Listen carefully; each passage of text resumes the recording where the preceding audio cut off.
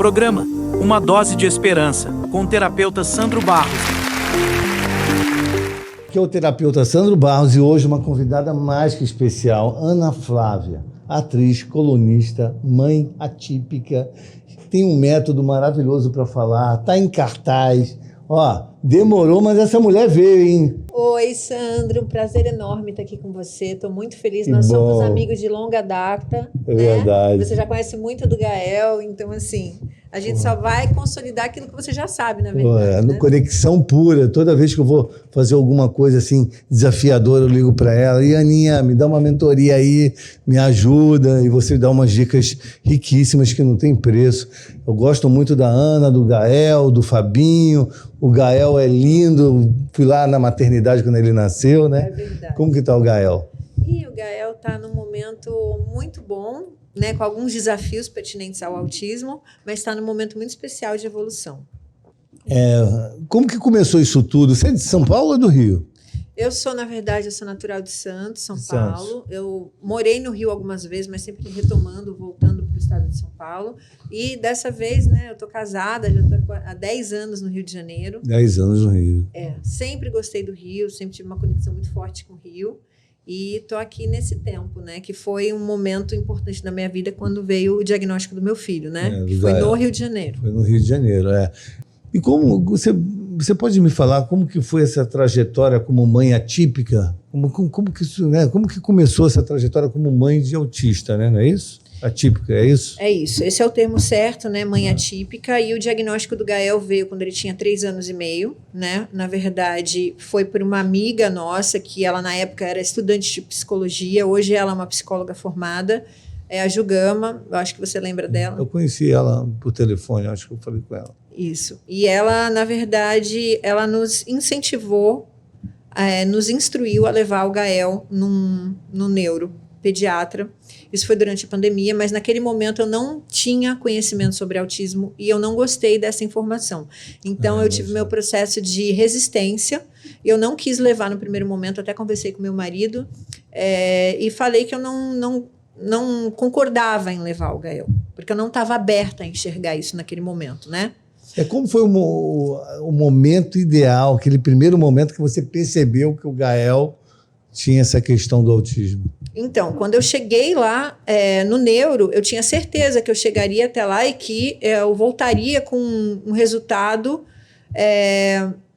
contrário do que ela tinha me sugerido, que ele tinha algum atraso, né? Desenvolvimento diferente da idade, de acordo com a idade. O marco do desenvolvimento dele realmente estava atrasado para a idade dele.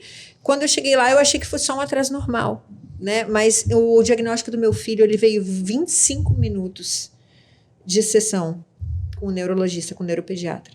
Foi um susto para mim, porque quando o Gael entrou naquele consultório, o Gael, uma criança atípica, hoje eu consigo entender, Sim. Ele começou a mexer em vários objetos, andava na ponta dos pés, não olhava nos olhos. 3 aninhos, né? Com 3 aninhos. Então, o neuro, como ele já fazia isso há muitos anos, ele teve uma percepção muito rápida de que o Gael estava dentro do espectro. Só que, para mim, aquilo era que meu filho, em algum momento, ele ia conseguir falar normalmente, olhar nos olhos normalmente. Eu esperava que aquela evolução fosse acontecer em algum momento. Eu não entendia que aquilo já eram sinais do autismo. E ele conseguiu ver e visualizar isso em 25 minutos de sessão. Ele já olhou, né, já fez uma avaliação e ele esticou a mãozinha dele assim depois de 25 minutos com o laudo já carimbado e eu fiquei em choque. Eu estava no meio da pandemia esperando voltar sem nenhum diagnóstico.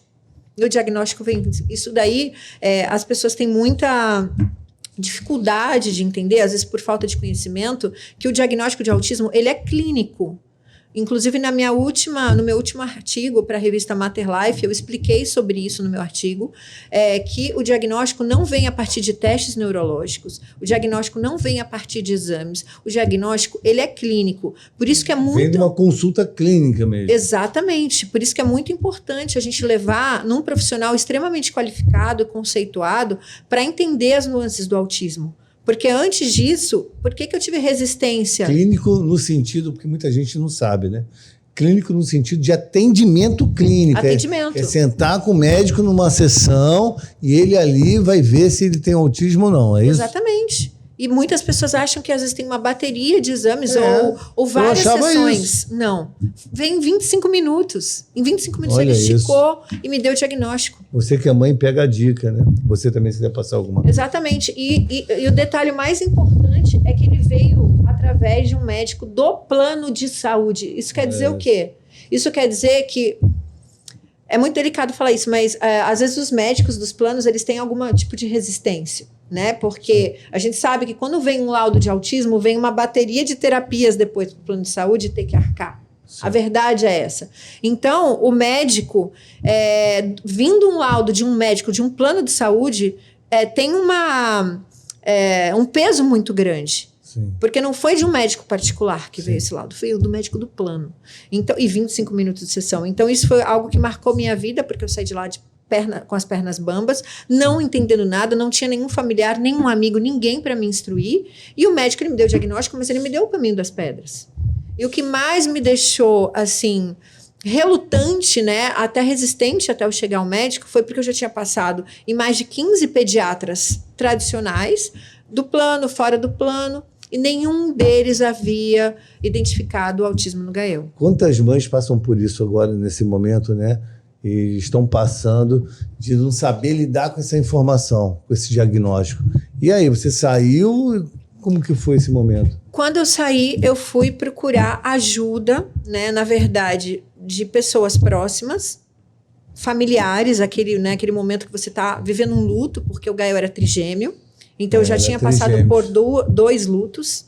E como eu desconheci o autismo, para mim foi o 3º luto. Porque a gente, quando tem um filho, a gente imagina que aquela maternidade perfeita de margarina, Sim, né? De sonho.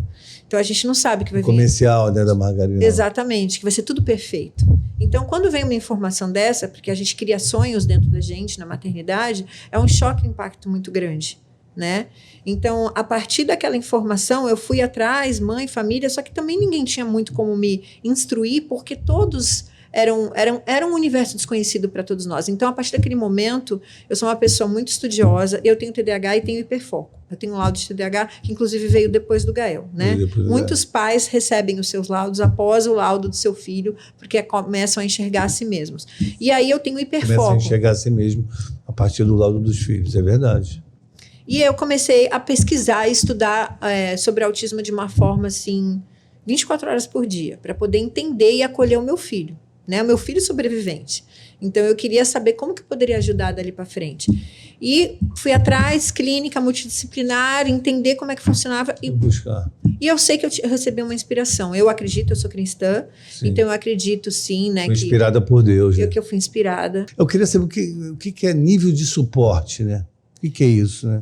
Então, nível de suporte. Nível de suporte, na verdade, O que significa nível? Hoje em dia, dizem, né, pelo que eu estou estudando, que a partir de 2025 isso vai mudar um pouquinho, mas nem vou entrar nesse momento. Hoje, o nível de suporte é caracterizado por 3 tipos de nível, suporte 1, 2 e 3, tá? Eu não concordo muito com isso, mas depois eu explico por quê. Mas o nível de suporte 3 hoje são crianças autistas, indivíduos autistas que têm um nível muito alto de comprometimento, né? Pode ser cognitivo, pode ser alguma comorbidade extra. Sensorial. E ele precisa, realmente ele não consegue vestir uma roupa, não consegue se alimentar sozinho, ele tem às vezes questões motoras, então ele tem atrasos motores muito impactantes que ele não consegue, às vezes, fazer atividades que são simples. Precisa de uma terapia multidisciplinar. Fisioterapia, psicomotricidade, todos precisam, mas cada um tem o seu protocolo de tratamento. Aí o suporte 2 é um nível um pouco abaixo, que é uma pessoa que precisa de muito suporte, mas consegue realizar uma atividade ou outra sozinha. E o suporte 1, na verdade, que hoje é onde o Gael se encaixa, o Gael se encaixa hoje em 2 níveis de suporte. Tá? Ele tem altas habilidades de superdotação infantil. Ele acaba de fazer um teste neurológico, né, que demorou 2 meses, né, para realizar esse teste, que é o VISC-4, que é o teste mais de nível, que é o nível ouro hoje do mercado para você diagnosticar uma superdotação infantil. O dele deu um nível superdotação de 130. Então, ele tem as altas habilidades, porém equiparado ao nível da rigidez cognitiva. A rigidez cognitiva dele é suporte 2. O Gael, Hoje ele verbaliza, né, a partir de todos os tratamentos e técnicas e tudo que a gente utiliza, né, de manejo com Gael dentro de casa também, a partir das minhas aplicadoras a aba, nós mesmos como família. Só que a parte da rigidez cognitiva do Gael, apesar das altas habilidades, é muito forte. Então, o que é isso, a rigidez cognitiva? Isso que eu queria saber. O que é rigidez cognitiva? É a rotina dele? Não, um pouco também, mas a rigidez, por exemplo, na escola, ele tem uma aplicadora aba que o acompanha. Qual é a finalidade dela lá dentro? As professoras, que são as professoras docentes, elas estão ali para passar o conteúdo. Sim. Né, do Fundamental 1, do 2, o conteúdo que é exigido pelo MEC. Elas não entendem necessariamente sobre questões do autismo, porque elas têm uma classe, às vezes, com 20, 25 crianças, e elas estão ali na função dela. Essa acompanhante, que é essa aplicadora aba, ela vai ajudar o Gael na rigidez cognitiva, que é, por exemplo, o Gael está com dificuldade de aceitar que a direita é direita, a esquerda é esquerda. Então, quando a professora fala para toda a classe, agora vamos abrir na página 2, vire à direita, alguma coisa assim, levantem a mão direita. Não, direita não é direita, esquerda é esquerda, não. E isso entra num processo que vira uma crise, que ele começa a chorar, não mais como antigamente, mas que ele se auto-agredia, ele se arranhava, né? Ia para um outro processo, para o estágio maior. Hoje, a pessoa aplicadora aba, ela tem que sair com ele da sala de aula e ela precisa conter ele no Calm Spot, que é um lugar de autorregulação, para que ele entenda, não necessariamente que a direita é direita e a esquerda é esquerda, mas que ele volte a si mesmo, para poder voltar para a aula. Ou então, como ela já tem muita expertise do caso do Gael, essas rigidez, como ela já sabe o que vai desencadear uma crise, ela trabalha com a previsibilidade, que é, ela já, em parceria com a professora, já conversa com a professora para modificar alguma palavra ou alguma questão, para que não chegue a crise, para ela trabalhar antes de chegar a crise. Uma palavra pode ser um gatilho também, né? Várias. Entendi. Como hoje. Hoje ele falou pra gente, o sono é um monstro, o soninho é um monstro, porque tem o horário do sono. Sim. Aí ele resolveu que o sono é um monstro. Ele tá dormindo mais cedo. Que faz ele dormir, que o sono é um monstro malvado, que ele sente sono e é um monstro. Aí eu falei, filho, mas e o descanso? Não, o descanso é primo do sono. E o relaxamento? O relaxamento? O relaxamento pode ser. O relaxamento, então, é o momento do relaxamento. Então, eu tive que passar pelo nome, a palavra sono, quem não gosta, a palavra descanso, que é o primo do sono na cabeça dele, Sim. E o relaxamento, tudo bem, então. Tá bom, então é o momento do relaxamento. Mudou a nomenclatura. Mudou o casaco pro agasalho. Só que as pessoas pensam que é um mimo, quem desconhece, né, o autismo. Acha que né? Mas é uma rigidez muito forte, com alguma questão que a gente não consegue se mensurar. São os ajustes, né? São ajustes. O que significa nível de suporte? Que você estava falando é aquele 1, 2 e 3, né? Que ele começou com suporte 2 e hoje ele é um suporte 1. Isso pode, não é regredir fixo. ou progredir. Não é 1 sempre aquele número. Não. De 3 pode ir para o 1, do 1 pode ser para o 3, para o 2. Entendi. Por exemplo, hoje o Gael ele recebeu um diagnóstico de altas habilidades de superdotação infantil. Então, todo o protocolo terapêutico dele, a partir de agora, dos 7 anos, precisa ser modificado. E esse controle limitado de telas aí, qual a dica que você pode dar para as mães sobre isso, né? Isso é importante. Olha, esse é um assunto muito polêmico, né? A gente falar sobre as telas, porque tem muitas crianças não verbais que necessitam do suporte da tela para poder se comunicar, né? O que acontece, no caso, eu vou falar da minha experiência aqui como mãe de uma criança que era suporte 2, suporte 1, e com as minhas experiências, eu não sou médica, né? Eu tenho um curso de assistente terapêutica, eu fiz um curso ABA para auxiliar o meu filho, mas eu não sou médica, tá? Então eu vou falar sobre as minhas experiências como mãe. O Gael logo no começo, eu comecei a perceber que o Gael ele ficava mais agitado conforme ele ficava tempo de exposição às telas. Então, aquelas fortes cores dos desenhos animados, até mesmo as modulações de voz dos desenhos animados, porque modula para baixo para menos. Então, é um excesso de informação sensorial muito grande para um cérebro que tem algumas questões e que ele precisa, na verdade, de paz. Aquele cérebro, ele precisa de desenvolvimento através de atenção compartilhada e fazendo atividades que vão estimular ele de uma forma mais...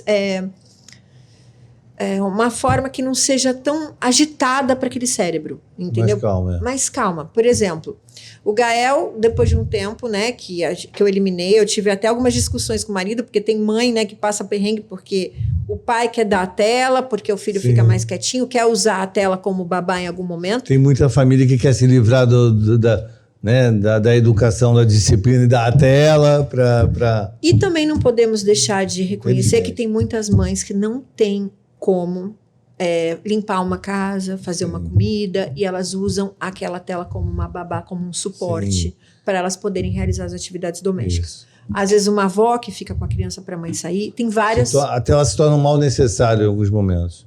No nosso caso, a gente estava numa pandemia, né? Sim. Então, eu fiquei muito tempo sem suporte, hoje eu tenho suporte, né? Hoje eu tenho rede de apoio, mas eu também já passei um bom tempo sem rede de apoio e foi uma escolha minha, né? Que eu sou uma pessoa mais voltada para... Mas a rede de apoio também é o convênio, né?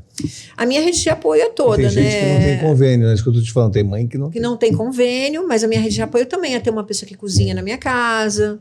Né, uma pessoa que me ajuda, uma pessoa... Então, tem mãe que não tem nada e tem um filho atípico dentro de casa. Então, essa mãe fica difícil. Porém, uma dica que eu dou, por exemplo, que ajudava muito meu filho, o Gael gostava, eu descobri uma técnica simples, descascar ovos cozidos. O Gael pegava o ovinho cozido, eu cozinhava, mesmo porque eu já estava inserindo um alimento saudável para ele. Então, eu pegava aquele ovo cozido, deixava ele de uma forma que a casquinha ficasse um pouco mais molinha. Eu entregava para o Gael e ele ficava descascando ovos. Só que aquela atividade para ele era tão... terapêutica? Exatamente, tão terapêutica e trabalhava a coordenação motora fina, né, você descascar, que ele ficava ali, às vezes, quase 40 minutos. Então, eu ganhava 40 minutos, na minha experiência como mãe, o que aconteceu com meu filho, né? Sim. Descascando ovos cozidos. Sim. Então, assim, às vezes são atividades super simples, né, como, por exemplo... Com impactos maravilhosos, né? Simples e que a gente não se dá acessíveis para todos. Por exemplo, massinha. Massinha, ela tem o suporte 3, por exemplo, tem costume de comer massinha. O 2, o 1 também, toda criança às vezes tem costume de comer massinha. Então, você tem que ficar de olho. Mas tem como você fazer uma massinha feita de farinha com ingredientes naturais. Se quiser, depois eu posso até deixar a receita aqui. Legal. Que se a criança comer, ela não... você pode fazer ela com farinha sem glúten. Entendeu? Que é o caso do Gael, porque o Gael tem intolerância a glúten. Então, assim, você pode fazer essa massinha, ele aperta, ele molda, só que se ele comer um pedacinho daquela massinha, não vai fazer mal para ele.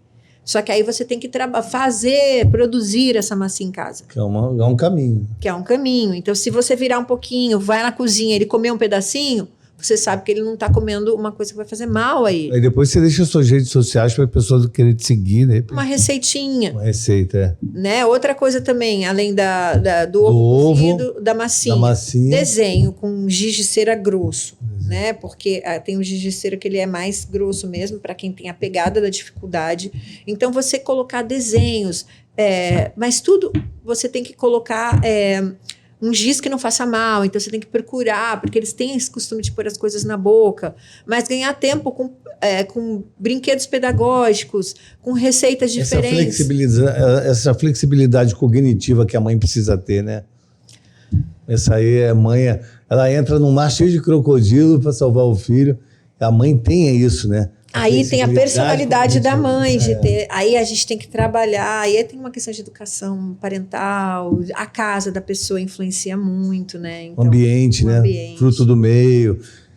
Eu estava falando agora com a outra entrevistada, antes de você, que o garoto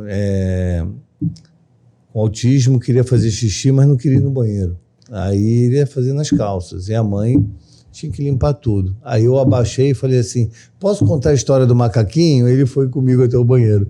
Então, assim, tudo é estratégia o tempo todo. Não estratégia para levar vantagem, mas estratégia para ter um bom resultado, né? É não mudar a nomenclatura, foi o que você falou, relaxamento ao invés de sono, porque ele pegou... Aqui, né, Ele aceitou. Ele aceitou. Então, isso tudo é uma flexibilidade cognitiva o tempo todo, é estratégia. A vida é terapêutica. Então, tudo, a hora do banho, você pode dar um banho de forma terapêutica. A hora de se alimentar. A vida do Gael é terapêutica 24 horas. Ah, mas o Gael não brinca? Às vezes me perguntam. O Gael brinca, ele não sabe que está sendo terapêutico. A brincadeira é terapêutica. A forma que eu falo com ele... As brincadeiras são lúdicas, né? E são... Eu uso muita modulação de voz para falar com o Gael, né? Mas eu tenho uma facilidade, porque eu sou atriz. Sim. Então, eu faço muitos personagens e muitas brincadeiras de uma forma que eu contextualize para que ele realize. Tomar banho, né? Depois... Você faz... Ah, Gael, tá na hora do bonequinho tomar banho, o fulaninho tomar banho. O Pedro, que é um amiguinho dele lá, o Pedro vai tomar banho agora, vamos dar o banho nele. Aí a gente fala, aí eu contextualizo, aí eu brinco, aí eu não vou fazer as minhas modulações aqui, porque... Não, isso também ajuda até na peça, né? Que você faz. Eu tenho facilidade de fazer isso. Então, isso daí eu já tirei muitas vezes o Gael de crise jogado no chão, porque eu me jogo junto, olho pra cara dele e começo a brincar, dou o tempo dele de se expressar, de chorar, e depois eu começo a brincar com ele, e ele sai da crise por meio do humor, por meio da brincadeira, por meio do lúdico. Você mencionou que é adepta às escolhas naturais para o Gael, né? Incluindo a medicina integrativa. Como que é essa forma de tratar o Gael, né? Com tratamentos multidisciplinares, tem alguns remédios, como que é? Então, na verdade, o Gael nunca tomou nenhum remédio para regular as questões do autismo. Nunca tomou risperidona, nunca tomou Venvance, nunca tomou nada. Existem esses remédios que o pessoal toma, é isso? Na verdade, a primeira pessoa que me atendeu lá atrás, ela receitou isso para o Gael. Eu não dei, tá? Eu sou uma pessoa que eu sou um pouco resistente à medicina alopática. Uso quando é pertinente, quando não tem jeito, né? Até ontem mesmo você falou, te indiquei um remédio aí para resolução rápida. O Gael já tomou, sim, já teve que tomar corticoide, porque precisa com um pulmãozinho... Às vezes estava comprometida há um tempo atrás, mas eu uso isso em caso emergencial. O que acontece é que tem pessoas que substituem os tratamentos multidisciplinares a não tela, né? A criança, o primeiro ponto, você tem que fazer um check. A criança assiste telas 24 horas por dia, 12 horas por dia, 5 horas por dia. Criança autista não pode assistir tela todo dia. Ah, mas como é que a mãe vai fazer? Aí eu dei as dicas anteriormente. Outra coisa, a criança dorme no horário, tem rotina, a família tem uma vida, assim, dentro das possibilidades, né, ajustada no sentido de 8 horas da noite, já tá todas as luzes da casa baixa, os sons baixos para a criança entender que já está na hora de dormir, porque quem é mãe atípica, o pai atípico, o cuidador atípico, tem que entender que a vida é diferente. A gente não pode pensar primeiro na gente. Ah, mas então eu vou me destruir? Prestar atenção nos sinais, né? É primeiro na criança. É primeiro nas necessidades da criança. O meu filho nunca ficou no Natal até 11 horas da noite. O meu filho nunca virou um Réveillon, nunca escutou queima de fogos. Ah, mas e você? Nunca mais foi no Réveillon depois que ela nasceu? Não. Tô viva, tô ótima. Entendeu? Entendi. Eu não preciso assistir. Você vai se adaptando de acordo com a necessidade dele. E não vou deixar de ser feliz por isso. Tá? Eu sou muito feliz de ter um filho maravilhoso como ele é. Ele é lindo mesmo. Coloca as fotos aí, produção. Oh, meu Deus. Aí ele estava fazendo terapia na clínica. Vai ser lindo assim aonde? Multidisciplinar. Na China. Lindo. Aí tá na Maple Bear. Quantos anos aí? Aí foi esse ano, né? Ele tá na Maple Bear, que é uma escola bilíngue. Gael, questão da superdotação infantil, ele tem uma predisposição muito grande para conhecimentos gerais, para outras línguas. Bandeiras, né? Bandeiras, decorou todas as bandeiras do mundo, mas isso não significa que ele tem altas habilidades, que seja fácil, porque não é fácil, porque a rigidez cognitiva não é suporte 1, é suporte 2. Vamos passar essa música terapia aí?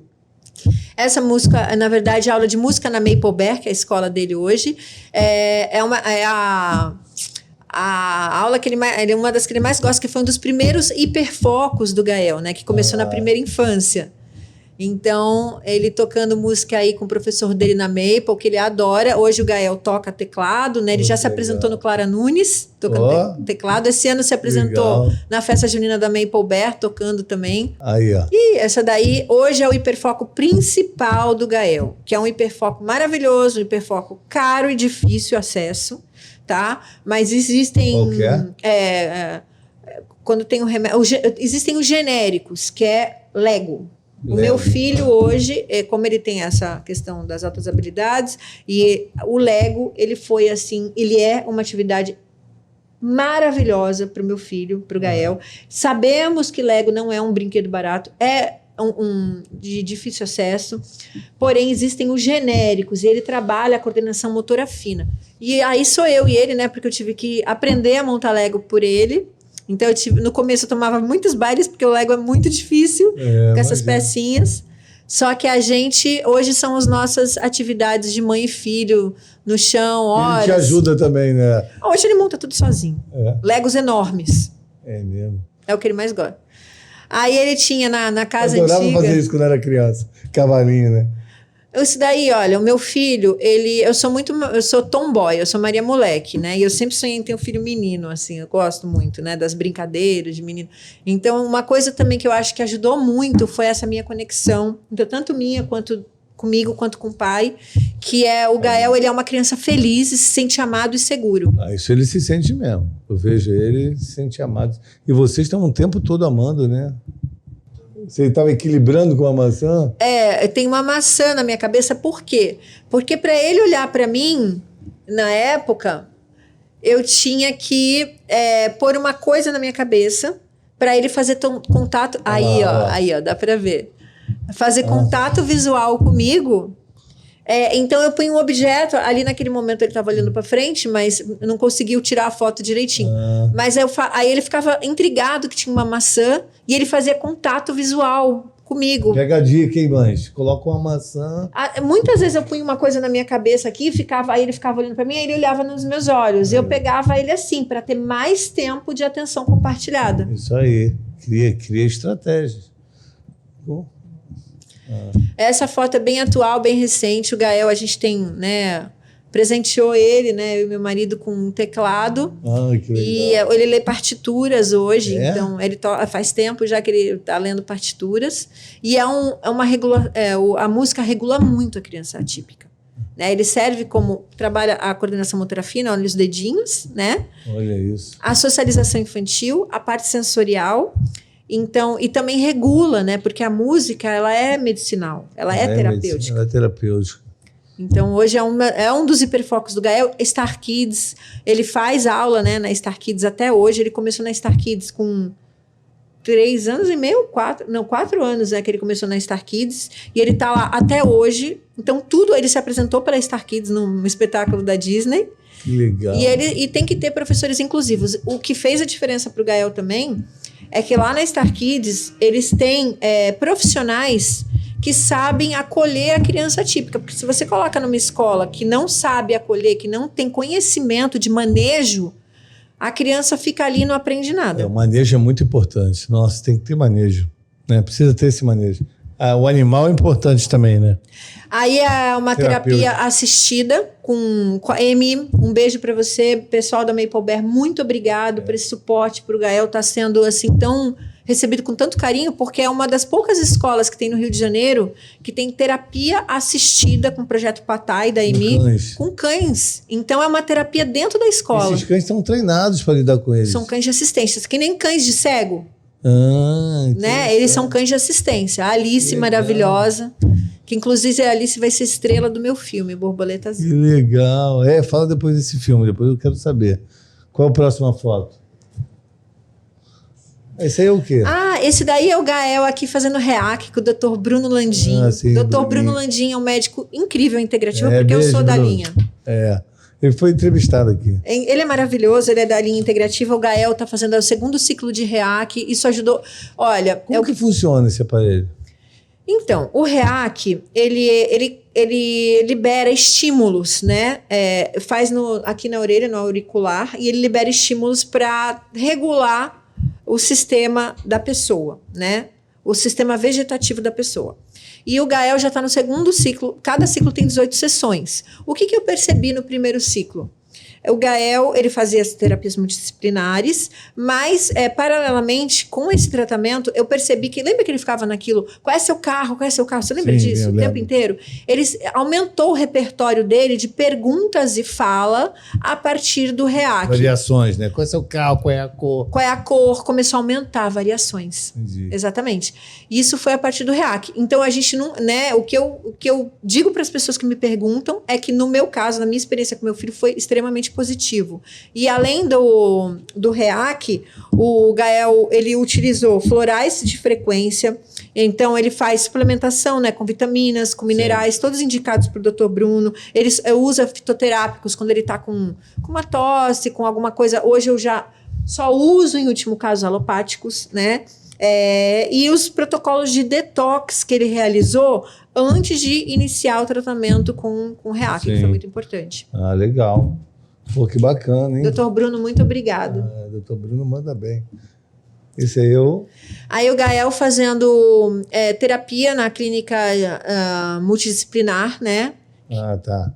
E esse daí foi o protocolo inicial dele, antes da gente saber que ele tinha altas habilidades. Ah, tá bom. Qual é o próximo? Ah, agora é a sua peça. Essa é a peça, né? Já apresentou 2 vezes na Zona Sul, não foi? Na verdade, na Zona Sul nós apresentamos, foram 6 vezes. 6? Não, no Teatro da Gávea, né? Que foi no Emoções da Riley. Esse cara faz a raiva? Na verdade, esse é o Bruno Pereira. O Bruno Pereira é ator há muitos anos. Ele é diretor, hoje ele é dono da escola ICBP, que é uma escola de atores, e que meu filho também estuda lá. Porque ele também trabalha, né? Como a esposa dele é aplicadora ABA, assistente terapêutica, ela tem, a Bruna, um beijo para você. Ela tem muita experiência para acolher o Gael, introduzir o Gael no teatro. No teatro, né? Porque a terapia, né, de modulação de voz é muito importante, ainda mais nas altas habilidades.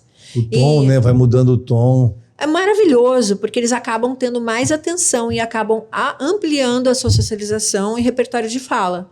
Então, a gente aí, né, ia se apresentar... E quais são os personagens? Você está fazendo quem? Eu estou fazendo a Gil Anderson, é um texto adaptado, né, do Divertidamente. Emoções da Riley, é um texto do Bruno Pereira, tá? Então, eu estou fazendo a mamãe da Riley. Riley é a protagonista, e aí são as emoções, né, que é o Raiva, que tá o Bruno, além de diretor, ele é ator, que ele faz o Raiva. Temos a Lívia e a Cris, que é a Nojinho, a Cris e ali a Lívia. Mas tem um elenco muito grande. Que legal, gente boa. Cara.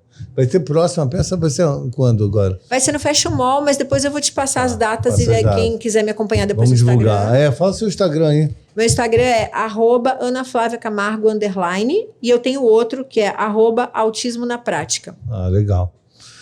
Mais uma foto. Diagnóstico de autismo. É possível obter diagnóstico em uma única consulta? Essa é uma pergunta boa, né? Foi isso que nós conversamos, né? Que, na verdade, aqui, ó, tá ali, ó. Era dia 23 de dezembro de 2020. E esse daí é a minha coluna da revista Mater Life, que eu falo sobre maternidade atípica. Como surgiu a ideia desse projeto da coluna? Na verdade, eu conheci a revista... Mater Life. Eu conheci a revista... De mães mesmo, né? De mães, através Mater da rede social, Life. Exatamente. E nós conversando com o Roberto, Michel, um beijo bem grande para vocês, apareceu essa oportunidade de eu começar a escrever, né?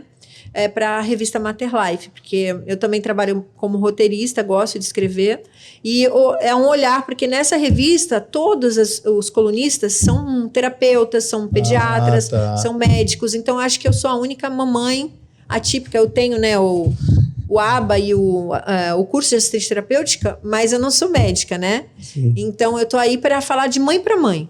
Outra coisa, como atriz em cartaz do espetáculo infantil, como o Gael reage ao ver a mamãe lá em cima? Ele não sobe, não? Ele já se acostumou, só que ele vibra de uma forma... Ele quer assistir 1000 vezes a mesma peça, quer ver a mamãe em cartaz, adora, está sendo muito interessante para o Gael.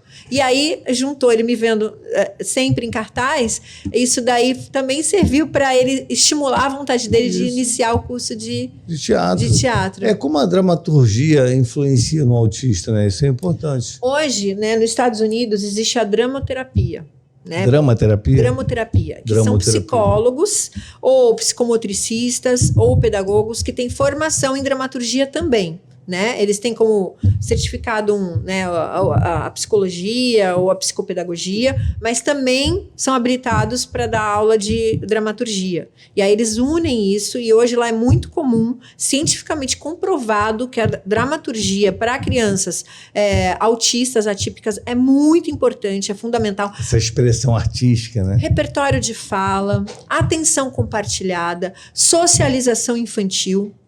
Então, é uma atividade extremamente terapêutica para a criança autista. E a dramoterapia já está sendo incluída em algumas clínicas aqui, né, no Rio de Janeiro. Eu já conheço uma clínica que já está abordando essa técnica e que é uma técnica extremamente importante, porque não basta ser um curso de ator, um curso de dramaturgia normal. Preparado para lidar com Preparado, tem que ter profissionais. Hoje eu só conheço uma clínica aqui que é preparada para receber crianças atípicas na dramoterapia. Procurem, estudem, porque realmente é uma técnica maravilhosa. Ela é uma técnica aplicada por terapeutas certificados. Ela não é livre, tá? Não é um curso livre. Porém, ela tem as nuances da dramaturgia, entendeu? Então, são técnicas muito inteligentes, né? Cientificamente comprovadas. Dramoterapia. Agora, queria saber mais sobre o método 1. Como que é esse método 1.1? É 1 para 1, método 1 para 1. Você desenvolveu? Na verdade, o que é esse método meu? Esse método eu criei como experiência, repito aqui, não sou médica, é um método que eu criei como mãe para utilizar com meu filho. Sim. E deu certo. Hoje, o meu filho, ele está num momento muito positivo, apesar da rigidez cognitiva que vem sendo trabalhada. Quais são as abordagens desse método? Em primeiro lugar, a criação respeitosa. Né? Existe aí uma psicóloga, né, que ela usou um termo que a Márcia Tozinha há um tempo atrás, que é a neurocompatível. Eu venho acompanhando, né, essa técnica dela, só que é uma técnica que eu utilizei da minha forma. Por quê? Porque a criação neurocompatível, nada mais do que na verdade, a criação positiva, né?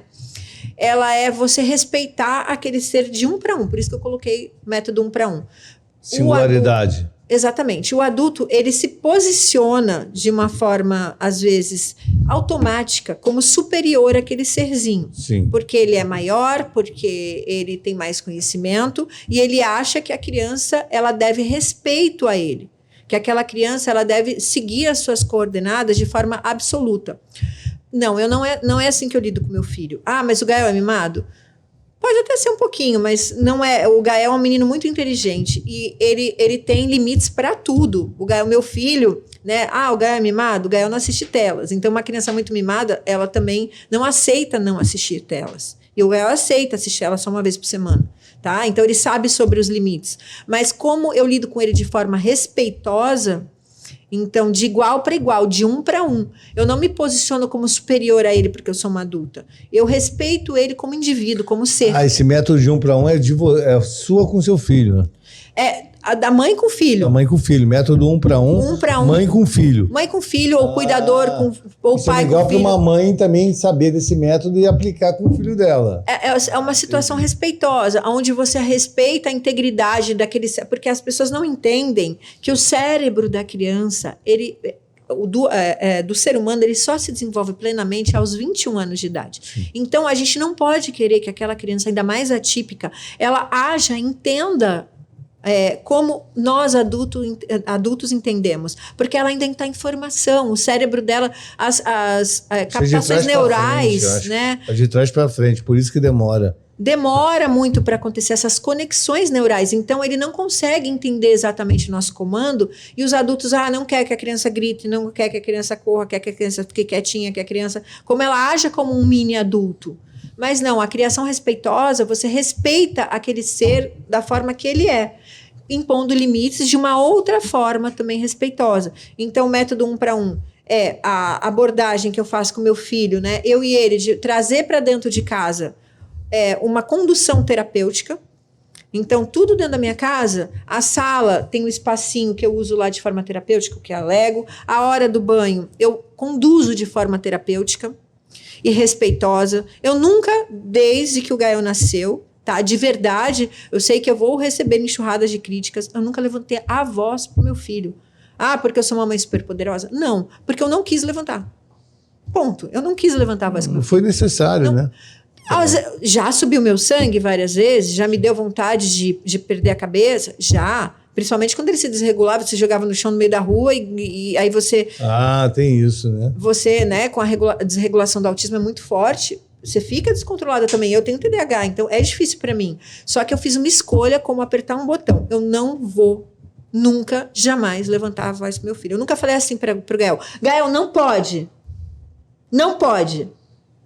Não, eu nunca falei assim com ele. Eu sempre falo, filho, não pode, não é para fazer assim. Porque se você fizer assim, vai acontecer isso, isso, Você isso. explica, né? Eu explico. O tempo inteiro. A criança não entende. Você não quer tomar banho? Então, vamos conversar. O seguinte, existe a dona bactéria, a dona sujeira, que são muito amigas. A dona bactéria e a dona sujeira são dois serzinhos que elas ficam ali andando no nosso corpinho. Ah, mas você faz isso sempre? Faço. Mas e quando você está sem paciência? Eu também faço. Todo dia, sim. É uma explicação. Ponto. Para o banho ou para escovar o dente. Mas hoje, como eu já fiz muitas vezes, ele já entendeu diversas coisas. E você não precisa falar muito, né? Não mais. Você fala, ó, mas eu tive que fazer isso de uma forma enlouquecedora. dá trabalho, né? Deu muito trabalho. E deu trabalho principalmente para eu lidar com os familiares. Porque os familiares acham que é exagero. Meu próprio marido. É, porque não Meu marido conhece, queria né? dar o celular para ele. Eu falava assim, ó, se der o celular, Não conhece, né? a gente separa. Não é nem por maldade, é porque não conhece mesmo. Porque você não criou um pode. método, né? E por isso que muitas pessoas acham que não são capazes também, entendeu? Outra coisa, a mãe às vezes está com pressa. Tipo, tem um compromisso com o filho, levar o filho no médico, tem que estar na hora. Não tenha paciência, porque a criança não quer pôr o tênis, não quer pôr o casaco, se joga no chão, quer brincar, escapole pro quarto, porque o autista tem uma coisa chamada e-looping.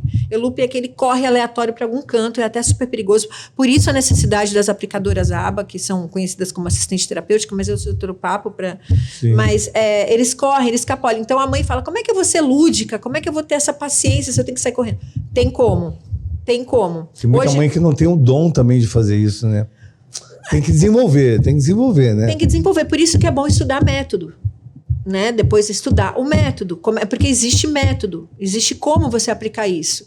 Então, mesmo quando a criança está querendo escapulir, quando você está com pressa, você consegue, sim, induzir a criança a fazer. Por exemplo, mas eu vou enganar meu filho? Vai. Você vai falar assim, tem médico agora, você sabe que ele não quer ir no médico. É uma estratégia. Você vai falar, filho, descobre que ele gosta de carro, por exemplo. Filho, você viu aquele carro lá embaixo? Gente, eu não acredito que chegou um carro vermelho lá embaixo, igual o carro do tio Sandro Barros, que ele gosta. O carro do tio Sandro Barros tá lá embaixo, laranja, bonito. O tio Sandro tem, tá lá embaixo, vamos lá ver? Corre. Aí já foi, já desceu, já entrou no carro, já foi. Você tem que usar outros artifícios o tempo inteiro. Só que aí, quando a mãe e o pai não têm paciência, ou então a gente tem questões familiares, que o pai...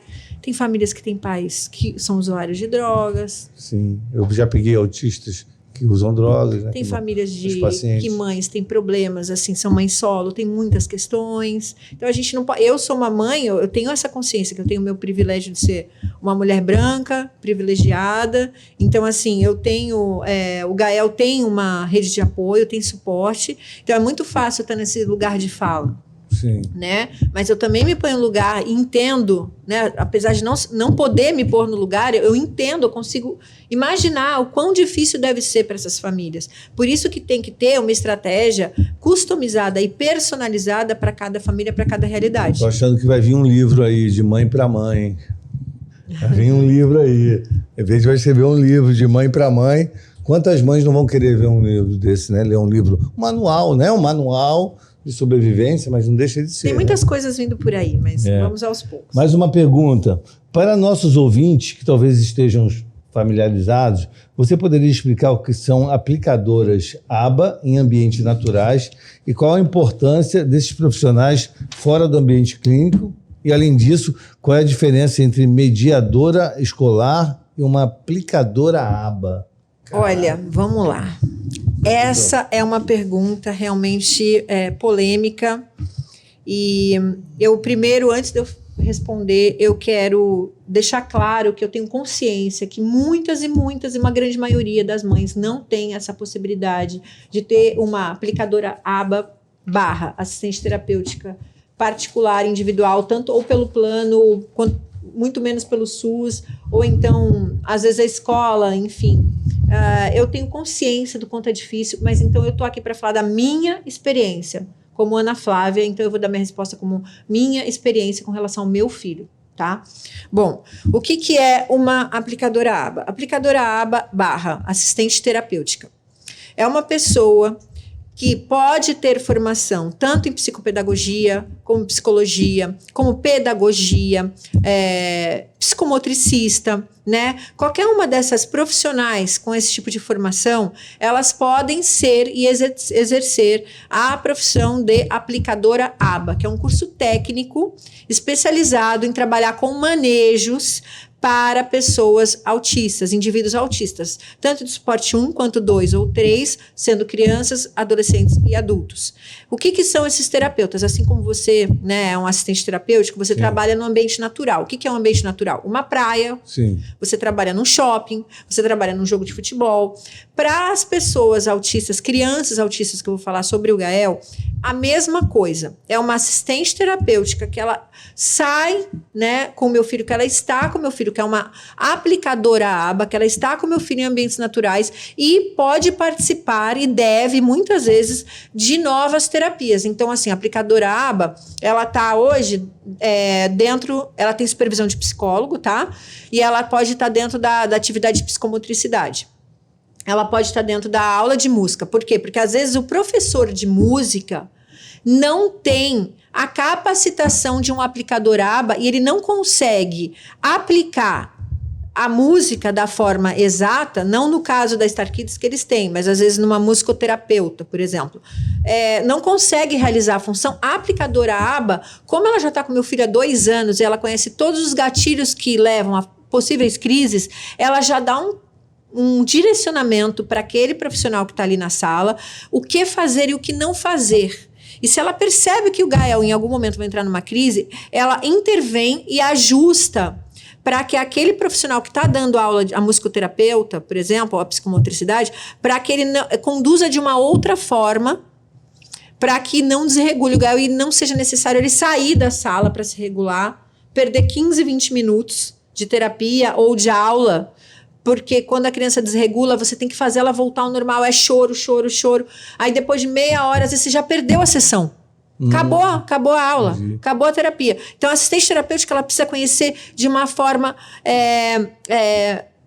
terapêutica todas as nuances daquela criança. Por isso que precisa do vínculo afetivo terapêutico a longo prazo. Tem assistente terapêutica que fica 10 anos. Aplicadora aba que fica 10 anos com a mesma família.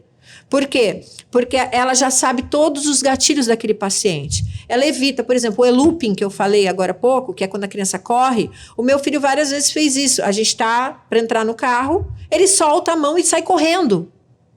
Do nada, tipo, viu um carro que ele gostou, viu um tio ali que tá ali. Viu um animal. Um animalzinho, um cachorrinho, um gatinho. Solta a mão e sai correndo. O assistente terapêutico, que é o aplicadora aba, ela sabe manejar esse comportamento com previsibilidade, porque ela já sabe o que pode gerar um gatilho da criança ter um eloping e sair correndo.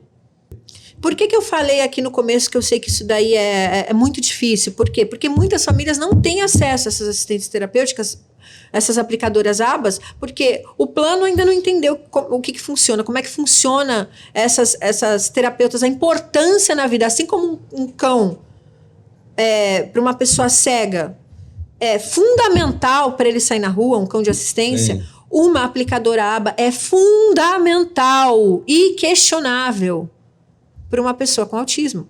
Sim. Que nem no seu caso. Às vezes a pessoa volta a usar a droga, se você não estiver ali conduzindo aquela pessoa. O caso do autista, você evita suicídio, porque tem alto índice de suicídio na comunidade atípica, principalmente de jovens e adolescentes que estão começando a desregular também pelas questões hormonais. Adultos que não têm diagnóstico, mas são autistas. E mediador escolar. A mediadora escolar é uma auxiliar de creche. Elas não têm conhecimento dos nossos filhos, porque elas não fazem parte da equipe multidisciplinar, elas não têm supervisão de psicólogo, que é o psicólogo supervisor do caso daquele paciente. Então, ela é jogada ali. Eu fico muito chateada, porque essas profissionais, elas são, na verdade, empurradas para uma vaga que elas não têm condição de assumir, porque elas não conhecem os protocolos, não conhecem os gatilhos daquela criança, não podem trabalhar com a previsibilidade daquela criança, e elas são chamadas de mediador escolar. Para o quê? O que é a mediadora escolar? É uma pessoa que, se a criança tiver uma crise, um comportamento, ela tem que acolher aquela criança. Sim. Só que ela não conhece nada da criança. Como ela vai fazer, né? Como que ela vai fazer? Ela joga uma criança ali. Tem mediadora escolar de escola pública que fica com 5, 6 crianças para uma criança autista que precisa de suporte, enquanto a outra está correndo ali, a outra está se agredindo, a outra está se jogando no chão, a outra está batendo o outro, a outra está tendo uma crise. Como que vocês querem que uma mediadora escolar, sem conhecimento de nenhuma dessas crianças, fiquem com 5 crianças? Me fala. Isso é impossível, Sandro. Isso é impossível. Isso é injusto, isso é desumano. Ah, mas como que vai fazer? Não tem uma assistente terapêutica especializada no caso de cada uma dessas crianças. Eu sei que é difícil, que eu não sei como resolver isso. Políticas públicas, né? Aí foge da minha alçada, mas o que eu estou te falando é o que é o certo. E não o que é possível vai ser um trajeto, é um caminho. Mas o certo é que cada criança tem que ter a sua aplicadora aba individual. Então, aquela pessoa, ela acompanha a criança em diversas situações, o adolescente em diversas situações, quanto situações clínicas, quanto na vida como ela é, né, dentro do contexto familiar, para poder lidar com esses manejos. Aquela mãe, ela às vezes precisa trabalhar para pagar o plano de saúde. O pai precisa trabalhar para pagar o plano de saúde. A mãe precisa trabalhar para trazer comida para dentro de casa. Como que ela vai trabalhar se ela não tem suporte e deixa a criança com uma pessoa? Porque a única chance de uma criança, sendo suporte 3, 2 e 1, ela virar um cidadão da sociedade, um dia casar, ter filho, ter um emprego e ser uma pessoa que ela tem uma vida funcional, é se ela tiver uma base na primeira infância.